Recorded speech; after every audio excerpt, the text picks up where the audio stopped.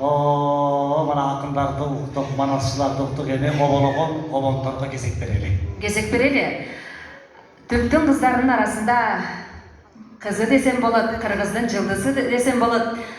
Жеңишбек Мамбеталиевдин Манас менен Саякбай деген чыгармасы менен алдыңыздарда Кыргыз Республикасынын эмгек сиңирген артисти Ырыскан Кашкарбай эжебиз. Тактайык.